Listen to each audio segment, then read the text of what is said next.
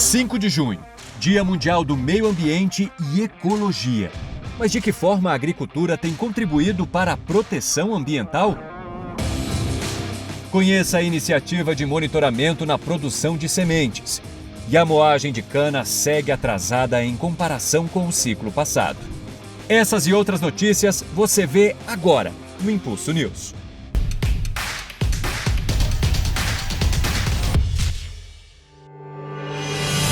O Impulso News de hoje começa destacando uma data muito importante para o futuro do nosso planeta.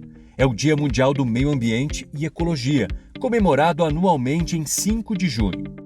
A data foi criada em 1972, durante Conferência da ONU, a Organização das Nações Unidas, em Estocolmo, na Suécia, e tem como objetivo recordar a importância de práticas de preservação e proteção ambiental. Entre os principais temas lembrados na ocasião estão a poluição do ar, do solo e da água, o desmatamento, a redução da biodiversidade, a extinção de espécies de animais e vegetais, a destruição da camada de ozônio e a sustentabilidade. Todos os anos, organizações em diversos lugares do mundo aproveitam a ocasião para promover discussões sobre medidas de proteção e para a definição de ações que visem reduzir os impactos das atividades humanas no meio ambiente, promovendo a sustentabilidade. Na agricultura brasileira, existem diversas iniciativas que promovem a produção sustentável de alimentos, com práticas para o bom uso dos recursos naturais, promoção de fontes renováveis, redução nas emissões e proteção da biodiversidade. Um exemplo de projeto que caminha nesse sentido é o Zero Deforestation Tool, ou em português, a ferramenta de desmatamento zero da Bayer, que visa rastrear a produção de sementes de soja e milho da companhia nas lavouras pelo país. O coordenador de eficiência operacional e melhoria de processos da Bayer, o André Giorgetti, conta como o projeto surgiu e quais os seus objetivos principais.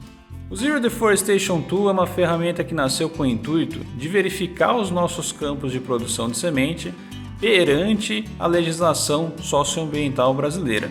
Além disso, o ESG ganha protagonismo dentro da Bayer, que torna-o como decisor na seleção dos nossos campos, orientando o mercado a esse mesmo caminho. Os dados georreferenciados dos campos são comparados com a base dos órgãos socioambientais. Uma camada de mapas é sobreposta à outra, e com isso é possível visualizar se existe alguma pendência detectada pelos órgãos nos nossos campos. No último ano, a iniciativa monitorou 100% dos produtores de semente de soja da Bayer e também iniciou o monitoramento nos produtores de semente de milho. Para o ciclo em andamento, a meta é aumentar ainda mais a penetração com os produtores de semente de milho. A ferramenta foi criada junto com um parceiro que possui conhecimento e tecnologia que é capaz de detectar riscos ou sanções socioambientais com base nos dados georreferenciados dos nossos campos. Além disso, se a gente identificar qualquer risco, podemos voltar com os nossos parceiros e orientá-los para que esses riscos sejam sanados, junto aos órgãos responsáveis. Outro ponto de destaque com a ferramenta de desmatamento zero é que o intuito da Bayer não é só de monitorar, mas também de suportar os parceiros para que tenham uma atuação mais sustentável. A Bayer é pioneira na implementação deste tipo de programa no ramo de sementes no país e conta com um sistema que conecta 15 bases de dados em tempo real, além de contar com um sistema de informações geográficas. Tudo isso tem contribuído diretamente para a proteção e preservação do meio ambiente, conquistando resultados de grande expressão. O programa já garantiu a produção de sementes de soja e milho nessas duas últimas safras, livres de qualquer pendência socioambiental. Além disso, os dados registrados servem de base para que a gente passe relatórios para os nossos agricultores, permitindo que eles tomem qualquer ação, evitando os riscos futuros, reforçando assim o nosso compromisso com a sustentabilidade e fortalecendo a parceria com os nossos agricultores. E nesse contexto de proteção do meio ambiente, a cadeia sucroenergética é uma das que mais se destaca no Brasil. uma vez que contribui para uma matriz energética mais limpa, por meio da produção de etanol, um biocombustível, de bioeletricidade, por meio da biomassa da cana, além de integrar um ótimo exemplo de modelo de economia circular. No entanto, este setor tem vivenciado a retração na moagem de cana neste início de ciclo. Até o último dia 15 de maio, foram moídas 63,7 milhões de toneladas de cana, quase 27% a menos se comparada com o mesmo período da safra passada. Os dados são da União da Indústria da Cana-de-Açúcar, a única. Segundo a organização, o principal fator motivador desse atraso foi o início tardio das operações em algumas usinas do setor. O nosso especialista, o professor Marcos Fava Neves, comenta os impactos que a retração pode trazer para o setor e ao produtor de cana.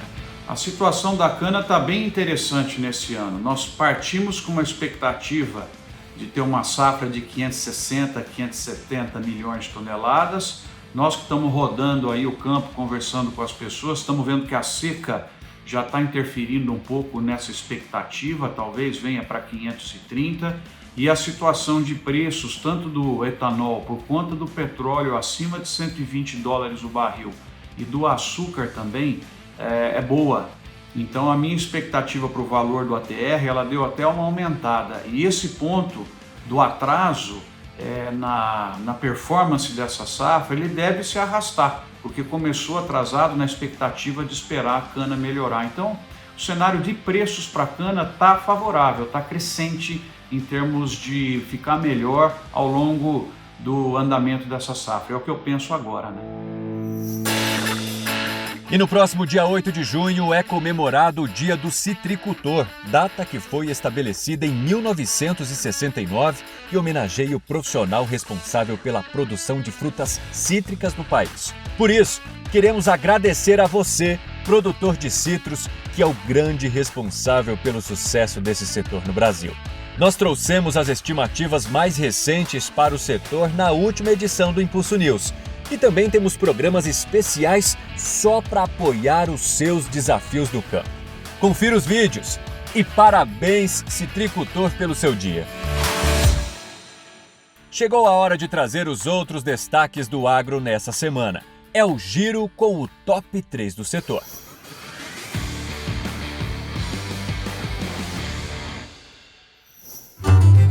Moagem de trigo no Brasil alcança 12,7 milhões de toneladas em 2021, praticamente o mesmo volume processado no ano anterior. Desse total, 78% foi direcionado para a produção da farinha de trigo. Transporte rodoviário de produtos do agro cresce 35% no primeiro trimestre de 2022. Entre os produtos mais transportados se destacam os fertilizantes, a soja, o milho, o trigo e o açúcar. Plantio de trigo avança no Brasil e alcança 32% da área estimada. Há um ano, o progresso era de 27,5%. Em Goiás, Minas Gerais, Bahia e Mato Grosso do Sul, os trabalhos já foram concluídos. Nas cotações, o indicador da soja no estado do Paraná obteve queda de 1,8% em relação à semana passada, fechando o valor da saca em R$ 184,50. Com o mesmo percentual de desvalorização, a saca de milho fechou em quase R$ 86. E como mencionamos a importância do setor sucroenergético para o Brasil, não poderíamos deixar de trazer o preço do açúcar, que fechou a saca em R$ 130,64, uma leve queda de 0,9%.